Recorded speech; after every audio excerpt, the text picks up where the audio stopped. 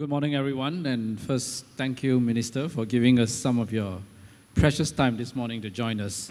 In this segment, Minister is going to make a few opening remarks, and thereafter we, meaning me and together with all of you, are going to engage him in a dialogue. So please be prepared with all the questions that you're going to ask, Minister. So with that, Minister, please. Thanks, Charlie. So we're encouraging people to innovate, try new things. So this is our effort at it in a different way in this conversation. But let me start by saying it's a pleasure to be here as always. This conference I've always felt is an important part of our engagement with the industry and how we continue to chart the future of the tourism sector in Singapore jointly. So let me start. I think Lionel's covered a lot of ground. I just want to focus on a few key points, which I think are worthy of emphasis, because I think these are the key elements that should guide all of us in the way we think about the industry and how we want to take it forward in the future. So if I can start by reiterating the data points. You know the visitor arrival numbers, which are at a historical high, and the tourism revenue numbers. I think what is important to note is that we've had growth in all 10 major markets. And of course, you can attribute that to the rising tide in Asia in general. And I think that is an important factor in all of this. But equally, I think is also the work that has been done by STB in collaboration with their partners in reaching out in particular to key markets. And the tier 2 markets, I think, are worthy of note. Let me talk about the top three: China, Indonesia, India. If you look at the Chinese market, overall, by the way, these numbers, the STB folk know I ask them for these numbers all the time. And it's because I think we need to track it and we need to act on what we see in the tracking. And overall, if you see the numbers from China, it's up 13%. That's more or less in sync with what you would expect. In fact, it's probably going to grow faster. But the important thing also, if you look at the tier 2 market, tier 2 cities, they've grown at 22%. In other words, almost double the overall market rate and certainly double the tier 1 cities. So this is a rich source. Lionel talked about Chongqing, and I think there are many other cities in China where we can access them collectively in order to benefit from the growth from that very important source market. If you look at the Indonesian story, it's also an interesting one, because Indonesia in general, there's been some concern that the market has been flatlining a bit for us. But again, if you look at the tier 2 city performance, it's 6.5%, 3 times the overall market growth rate. And what it tells us is that these are areas where we have the opportunity. There's growing aspiration. I've been to several of these cities, and it's not just about, consumer spending and you see innovation activity taking place. It's buzzing. And we should be able to tap into those markets and see how we can participate in the opportunities that arise from it. The Indian market is a slightly different story. It's where the overall market is rising. So whether it's a tier 1 city or tier 2 city, you see there's overall growth. And indeed, the differentiating thing about this market is the fact that certain types of products, such as the cruise product, such as some of the family-type oriented products and so on, those are products that are doing very well with respect to these markets. And so in the way we collaborate and access those opportunities, this is worth noting. But there are distinct patterns in terms of tier 2 cities that are emerging in India, and the connectivity is improving, and we should be looking at those. So I think when you pull it all together and you look at the overall economic outlook, we know the data, it's there, 3.1%, but I think the fact that the global center of gravity for economic growth is shifting to Asia is noteworthy. That we have got a rising middle class with higher disposable incomes and aspirational consumption is noteworthy. And what that means is not just about 2018, but actually for the foreseeable future, we can see prospects. And this is also reflected in the tourism numbers, 279 million, coming into Asia Pacific. But if you look at it, the projection is that it's going to almost double to 535 million by 2030. In other words, in the next 12 years or so, we will see these numbers increase significantly. And within that, intra-regional travel, that is Asia traveling to Asia, is a significant proportion, 80%. So that tells you a big story that whilst we focus on our source markets beyond Asia, the proximate markets of Asia are markets that we should be looking at and curating in terms of marketing strategies. And China in particular, over the next 3 years, is going to be the largest outbound travel market, 100 million trips. But as Charlie was reminding me that, when you look at it, 100 million trips basically means less than 1/4 of Chinese households will have one person making a trip overseas annually. That's very low. So he calls it tip of the iceberg. I suspect it's more like a drop in the ocean, because you're going to see this grow significantly. And there are certain markets which actually are already seeing a surge in the flow from China. So there's scope for us to see potential and participate in it and position ourselves well within that opportunity spectrum. And it's driven by these elements that are highlighted in this slide: economic growth, connectivity, the openness of markets and greater linkages, and of course our own marketing and branding. But if I can then go forward, looking ahead, we know that there are these concerns: geopolitical, global economy, trade protectionism. But if I may just share one perspective with you, so let me give you my time frame reference. I came into politics in 1997, and that was the year of the Asian financial crisis. A few years later, we had the SARS epidemic. And then a few years later, within a few years, there was a dot-com bust.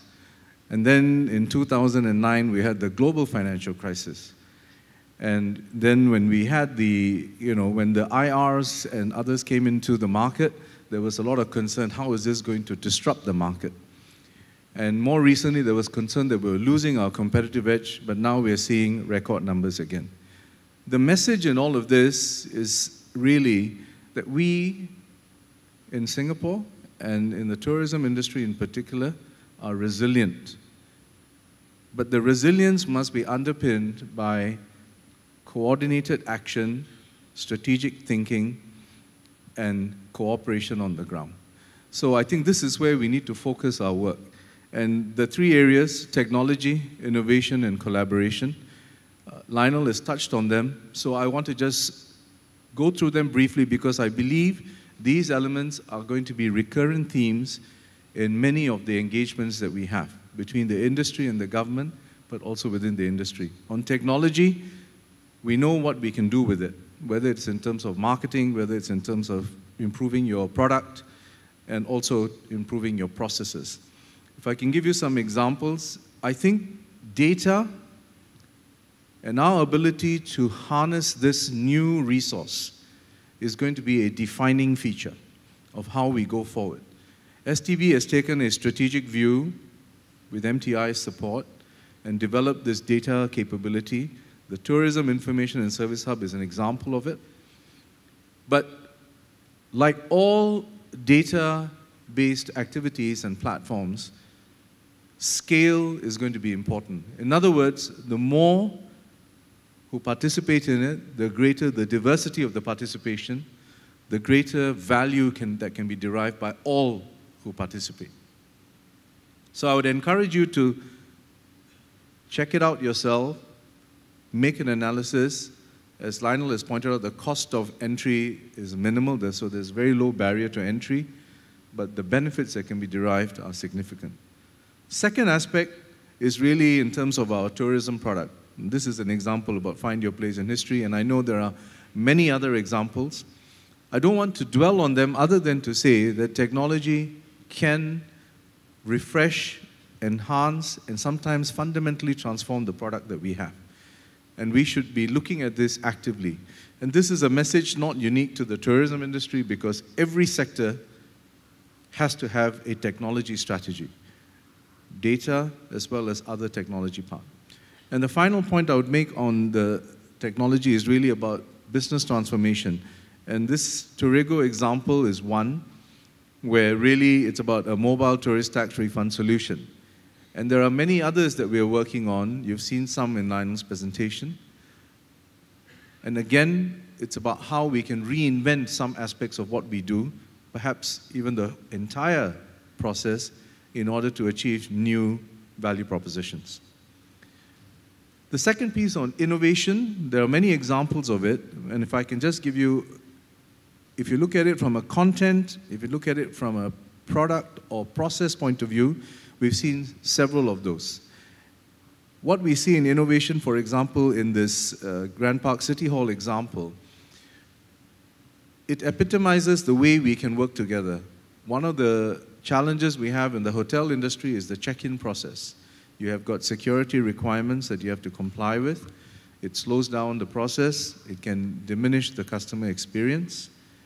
So this is about working with the Ministry of Home Affairs, working with industry players and STB to see whether we can use facial recognition technology and other means to make this process a more seamless one.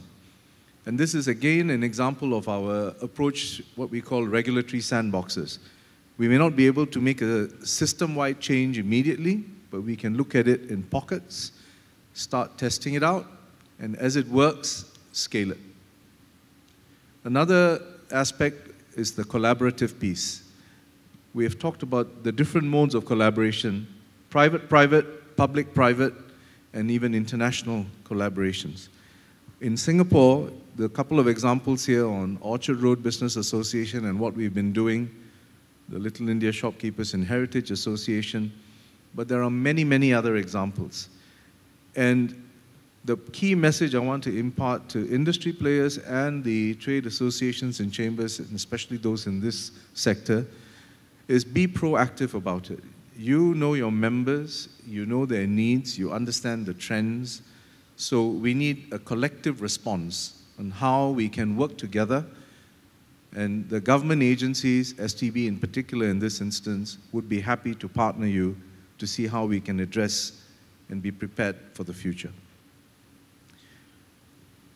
The point about, at the end of it all, it's important to recognize that we do want to ensure that this effort results in good quality jobs for Singaporeans. It's about customer experience, it's about business success, but it's also about creating jobs that Singaporeans can aspire to and do well in. So we've seen the value-added growth over the last 2 years. It has been strong, and importantly, the growth has been underpinned by productivity growth. And if you look at the two numbers, what it tells you is that actually we have become more manpower lean in the accommodation sector. The data on manning ratios that Lionel shared is an example of that.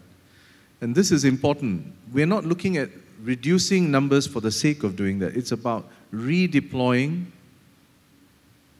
our people in the real value-added areas, the high touch points, and then using technology and other measures to address some of the other aspects of our operations.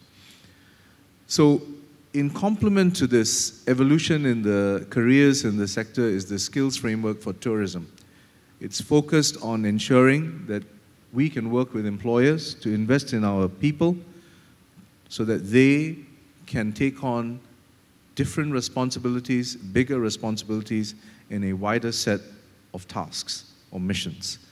And I think this is going to be a win-win proposition, but it means employers need to come on board, focus on how you can redesign jobs, and also look at the HR practices that can engender a more productive and rewarding career in the tourism industry.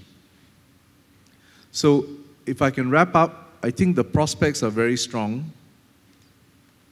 As has been seen from our recent experience, if we are focused in our efforts, if we target the right market segments and position ourselves well, I think we will be able to achieve significant success going forward.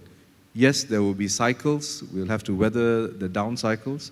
But I think when you look at the long-term trend, the upside far outweighs the downside. Thank you very much.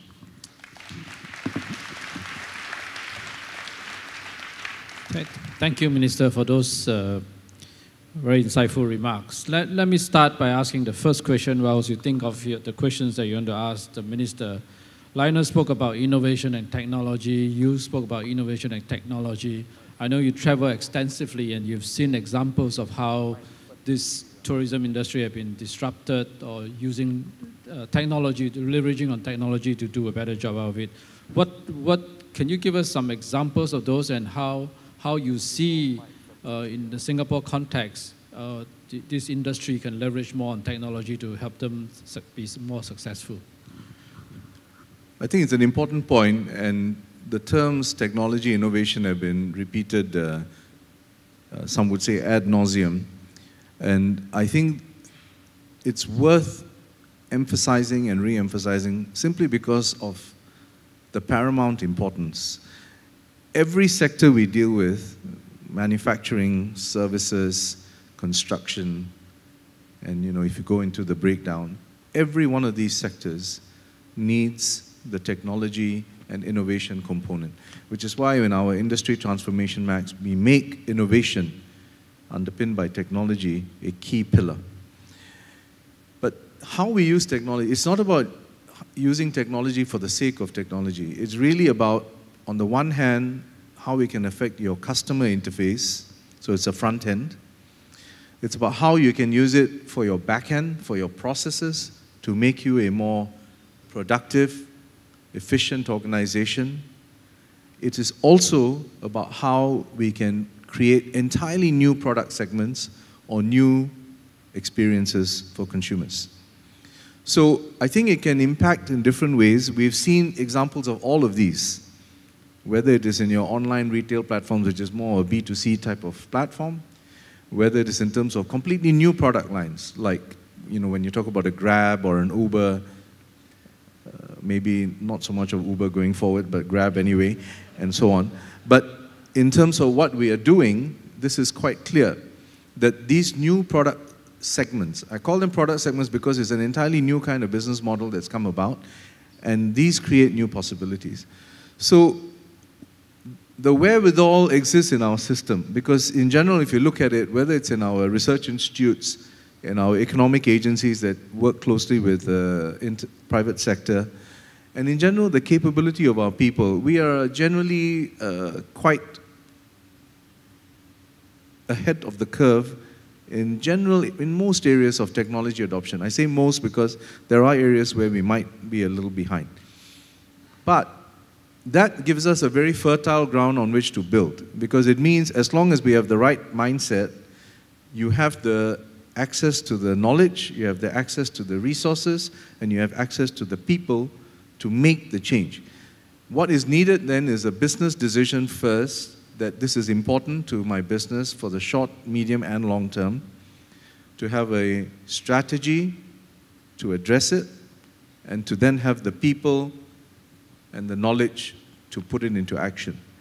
And I think this is where we can work with you. Some of the ideas that STB has been talking about, including all this tourism, innovation challenges, and so on, these are all areas where we can really bring about a spark of creativity, innovation that can change the value proposition in a profound way. Just a follow-up question, Minister. You spoke about the content and data and TIH and so on.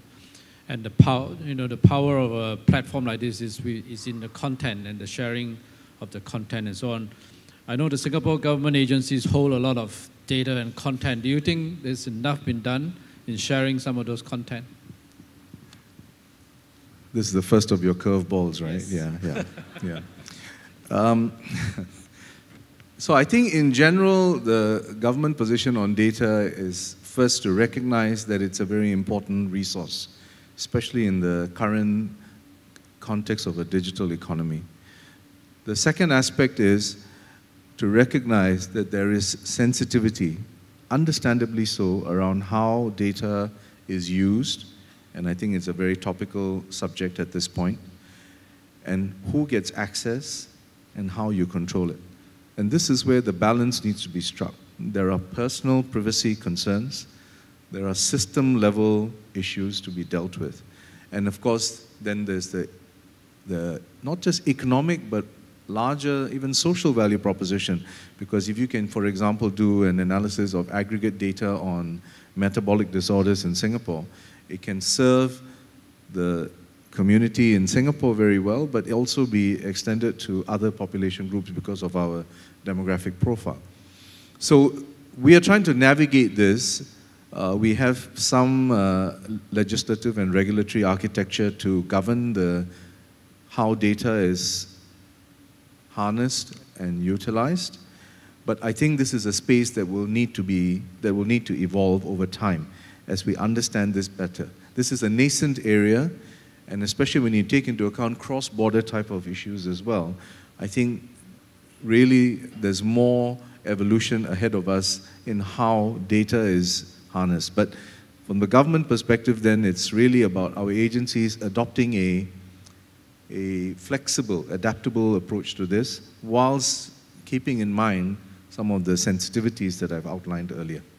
Thank you. So let me see whether there are any questions from the floor. If I could ask you to raise your hand. And also briefly introduce yourself, and please keep your questions concise. Are there any questions from the floor?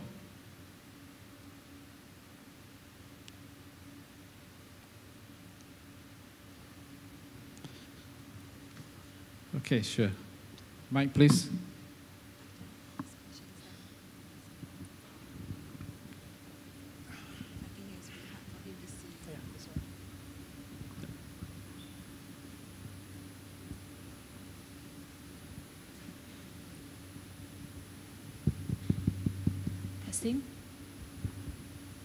Okay, thank you.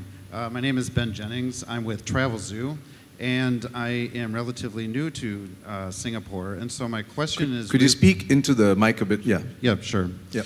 So my question really revolves more around short-term rentals, Airbnb, those sorts of things. So there's a giant sign in my condo that rentals of less than 3 months are illegal here in Singapore. So my question is really 3 parts. One, what effect have you determined that policy to be on the industry, especially hotels? Number 2, are you and the government happy with that effect? And number 3, what changes, if any, do you foresee? The first question was what effect it has on the hotel industry? Well, just in general, the purpose of it. Yeah, just in general, the purpose of it, and if you see that affecting things like hotel occupancy and whatnot.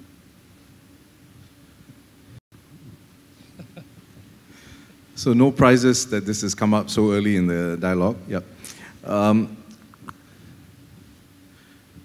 I think you have to think about, this is a very good example. If I use the analogy of, say, the transportation sector, public transport, the conventional idea was you had the buses, you had the subway systems, then you had taxis that were licensed, then you have new service providers, and then along comes a Grab, Uber type of model that unlocks a lot of untapped capacity in the system and creates a new value proposition for consumers. So the innovation in that regard has been an interesting one, and you could argue that generally consumers have been the beneficiaries of it. If you now translate that into the accommodation sector, which is the focus of your question, the short-term rental, let me just use Airbnb as a short form for that, right? Actually is a case where, now there's a new kind of desire. I think the people in the tourism industry, the marketing experts, I'm not good at this, by the way, but they call it authentic experiences. Am I right? Yeah, authentic experiences. So, that this gives you access to new and different types of experiences. And I think there is a place for such products. But there is a continuum in the accommodation spectrum, because you have the hotels, you have the service apartments, you've got the Airbnb types that then work with those who are participating with them. And then you've also got residential properties whose owners are legitimately concerned about the impact on their living environment. If I bought an apartment expecting it to be a residential place, and now I find that it's actually got a lot of people I don't know coming in and going out, then I do have some concerns. So I think if you look at it, the URA has put out a consultation document, just came out yesterday, and I think it spells out their thinking on how we can potentially address this, and is inviting feedback from the industry. And I think this is an important opportunity because we have seen these sorts of trends and how they have manifested in different cities around the world. Some have completely excluded them, some have completely embraced them, some embraced them and now are backtracking, some have done it in a limited way. There's a whole range of solutions. So what I think it would be fair to say our regulators are trying to achieve here is a modus operandi which will allow us to facilitate some of the industry development that we see, which will also add to the vibrancy in terms of our accommodation sector and tourism sector, but at the same time, address responsibly some of the legitimate concerns of some of the other stakeholders. And I think this is really the pathway. I don't want to go into the details because there's a consultation document out, but I will emphasize that this is I told you about how we do want to be forward-looking. We do want to be able to have, if you like, whether it's a regulatory sandbox or some kind of regulatory innovation that can accommodate new ideas, right? But regulators also have a responsibility and accountability to the stakeholders beyond those they are facilitating. And that's why we need to approach this in a consultative manner, in a deliberate process. And I would encourage all the industry players, because I know many of you would have a keen interest in this, that you should engage in this consultation process and put forward your ideas. There are different models.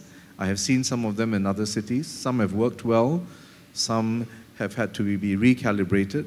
But all said and done, I think this is our first step in that direction.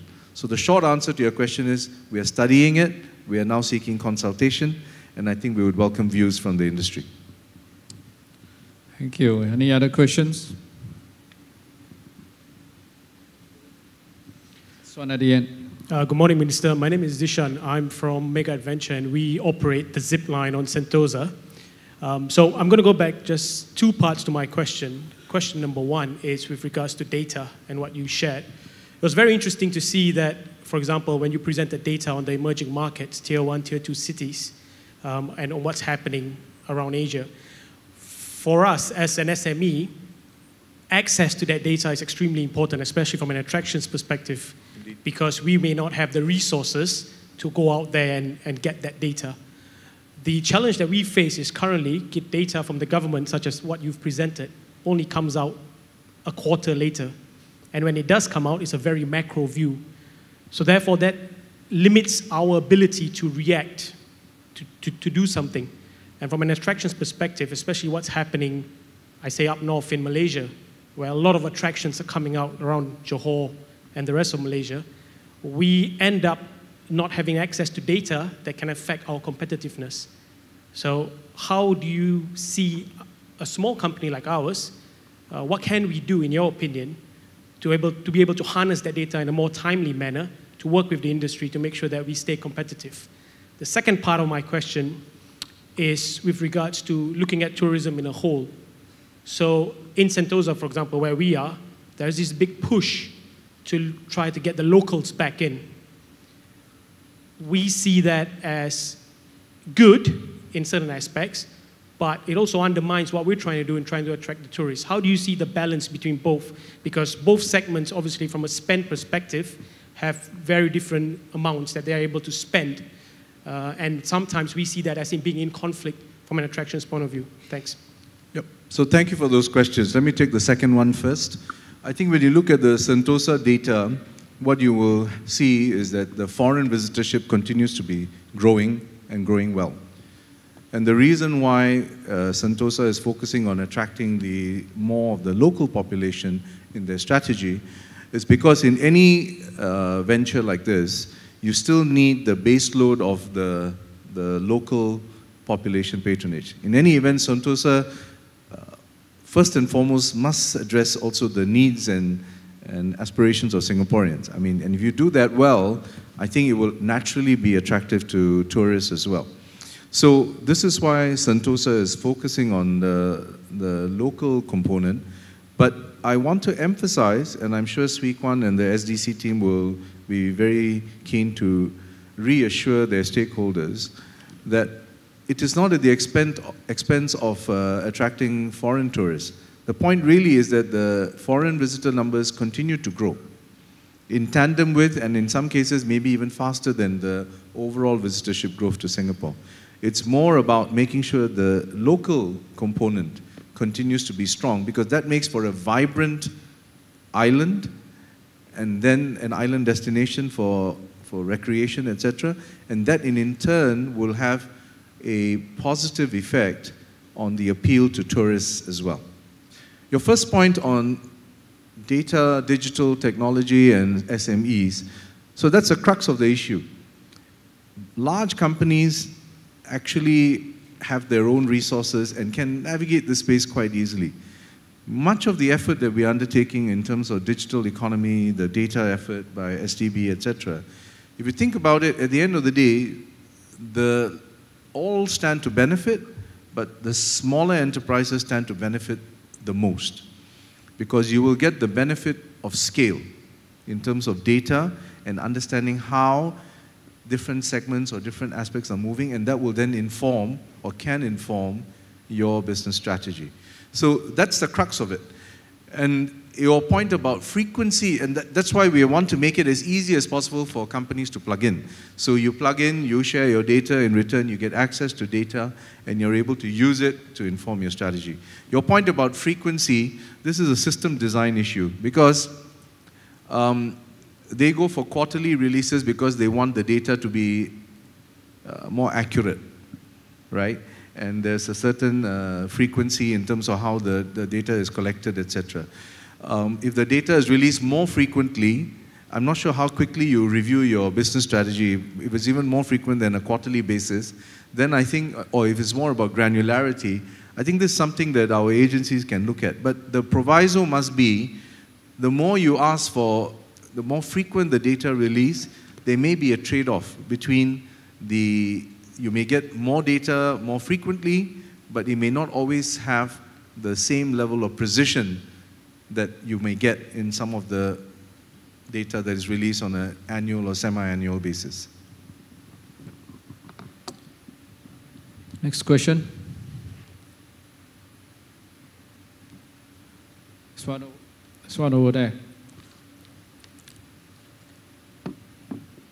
Hi, my name is Lam. I'm from Nanyang Old Coffee. I'm seeing that there will be a lot of exciting hardwares of inviting people, visitors to Singapore. But are we actually also thinking of enhancing of our soft power, of exporting our Singapore unique culture to overseas? Recently, I have participated actually in a Singapore food fair in China. But when we approach the STB, in the region, they say, we would like to be part of it, but they rather work with the travel agencies because they are able to give them KPI. But I think soft power is something that you look into a long term, where we can actually, like Korea, they sell a lot of soft power stuff and invite visitors to Korea. But can we also actually look into that to enhance, like if we want to collaborate with the tourism board and enhance the soft power in overseas? Are we able to actually look for them to help in doing that? So your question is very specific. I think first of all, this whole thing about food and when you export food culture, is the rendang crispy or not? Right? And different strokes for different folks. So I think you've got to keep in mind, and there's also all kinds of debates about who owns which food, and so on. So, but I think your larger point is, do we have a way to project the Singapore experience in terms of food, in terms of the different cultural elements? If you were looking at what Lionel's presentation earlier showed, in fact, the food element is a big part of what they do when they do these overseas events in different cities. And I would say it's also the very popular piece of a component for obvious reasons. So I think this is something that we can continue to develop. Your point was a more specific one because it was a group of companies or individuals who wanted to take an idea and participate. We already do some of this through, for example, like say the former Spring Singapore, now it's called Enterprise Singapore. They work with food manufacturers, and when they go onto platforms in China, they use the brand Tasty Singapore, and then they put a whole bunch of things in there, and so it becomes a good collective branding. And I think this is something that STB can look at, but whether this is STB's area or something that, because internationalization is also something that Enterprise Singapore does, but I think our economic agencies work quite closely together on these matters, and I think it's something that STB can take up and see. So I think if you have a specific issue, that's why we have Lionel and the team here, and I think afterwards, during the tea break, please pursue the matter. Thank you. Okay, any questions from this side of the hall? I think we have time for just 2 more questions, please. Okay, one more question from this. Okay, there's one there. Good morning, Minister. Thank you very much for the very interesting overview of Singapore's tourism figures. My name is Mary Ang, and I'm from the Pan Pacific Hotels Group. Recently on the news, it mentioned that the T5 terminal, you have awarded the contract to KPF in US, and that there will be a surcharge for us leaving Singapore. Would you think this will affect tourists stopping into Singapore? You have a follow-up, or you look like you want to ask something else? Yeah. I'm waiting for your answer. Thank you. Yeah.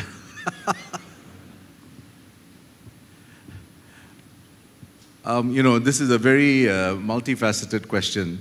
If you ask the Ministry of Transport, if you ask Changi Airport, if you ask the airlines, if you ask the tour operators, you'll get very different answers. So let me try and focus on what I think is important. First and foremost, I think we must compete. We cannot compete on the basis of cost alone. Yes, we keep an eye on our cost competitiveness. We want to make sure we don't price ourselves out. But we also compete on value and the value proposition that we offer. So it's not just about what is the airport tax that you pay, but what do you get in return for that? And do the consumers feel that they're getting good value? So when you look at many of the players, you don't buy an iPhone because it's the cheapest phone. But you buy it because you think it's a superior product, maybe, because you like the ecosystem that supports it, and therefore you're able to then benefit from all of that. So I think we have to look at it from that angle. Our starting point is not about the lowest price necessarily, but we have to be competitive. But competitiveness is about value for money. Having said that, T5 is a major undertaking in terms of financing. I think you've heard the finance minister talk about it. You've heard other ministers talk about it. We have to look at a multifaceted way of financing it. And so it's not just about the passengers coming and paying. It's not just about the airlines paying. It's not just about the Changi Airport Group paying. The government will also support it. So you have to find a financing solution that is balanced. Will it have an impact on tourist travel? I think it's very hard to say one or the other because there are so many factors at play here. I don't think people decide which airport to use, which airline to use, simply on the basis of what is the airport tax. In fact, I would say that many passengers don't even know what the airport tax they're paying is in particular airports because it's all bundled into the all-in charge, right? So it's actually the people who are in the industry, the travel agents, the airlines, they need to, so it's a business assessment that this is a value proposition that they think is worthwhile because Changi Airport offers great connectivity, great service support, and also the connectivity into the city. So that's an important piece that we have to address. So it's not just about whatever is the fee that you have to pay as a passenger. Last question. Okay, there's one question over there at the end. Hello, this is Preeti Pandit. I'm the owner of Sandpiper Hotel, which is in Little India. Foreign visitors are attracted to the segregated, influenced culture.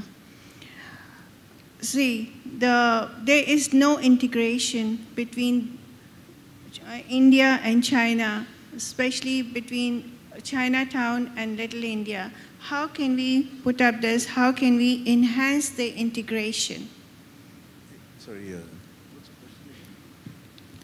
I think the question is... It's a bit echoey from here, so...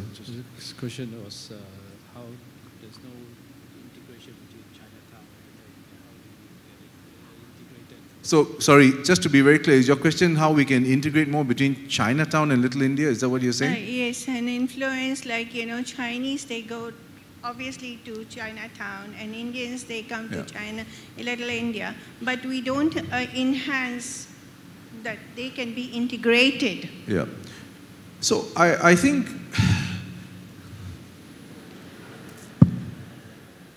I mean, Chinatown is Chinatown because of its unique value proposition, I'd assume. And Little India, for the same reason, has got its own sort of appeal. You could make that argument about several other parts of Singapore. So if by integration you mean blending them, I don't think that's a good idea. That's my personal view, and I think that's a view that my colleagues would share. Because once you become some kind of homogeneous melange of different things, you lose the spice, you lose the diversity that makes Singapore what it is and special. So, but if your point is more about connecting the experience, so that if you're a visitor coming and you don't just go to Chinatown, but you also go to Little India, that you also go to Kampong Glam or you go to some of the Peranakan places, that I think is an important part of it, which is where I think the software overlay that STB is working on with industry players is key. In other words, when people come in to Singapore, then they get a more complete experience, if you like, about the different aspects of Singapore. So it's not just about visiting Little India and doing a tour there, but it's also about going to Chinatown and some of the experiences there, etc. So that's, I think, how we will have to integrate it. If your feel is that there's not enough of that being done, then I would encourage you to work with our tourism STB colleagues, because I think this is something we are keen to, because it helps give a better customer experience. It also, I think, will, extend visitor stay, and it will, in total, I think, generate more value for both the customer or the visitor as well as the enterprises. Well, the clock says we are 2 minutes over time. So, Minister, thank you very much for your time. You've been... Yep. Thank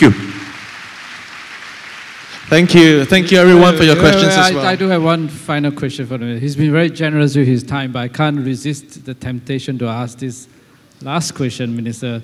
There's been a lot of talk about cabinet reshuffling and so on. And I do have a question for you, whether you will be still with us here next year.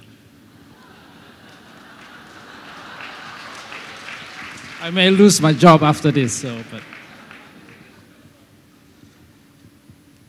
There's a movie called The Trouble with the Curve, That's one. So as they say, that question is beyond my pay grade. So I think we can leave it to those whose pay grade fits this question to respond to it. But let me put it this way, and I think this is the most important point that I would want to make to all of you, and indeed to all our stakeholders. I think regardless of which industry, which ministry, the emphasis that we give for, in this case, tourism, because you are tourism industry stakeholders, will remain firm. because we see this as an integral part of the economy, as indeed we see in different parts of our work that we are doing across the economy in Singapore. And because the work that we do is a collective effort, whether you're talking about it at the civil service level, amongst the statutory boards, or amongst the ministers, we work as a team, and many of us reinforce each other's efforts. So I think you can be assured that the tourism impetus that we have had will continue undiminished. Thank you. Thank you, Minister. Thank you, Minister and Mr. Ma.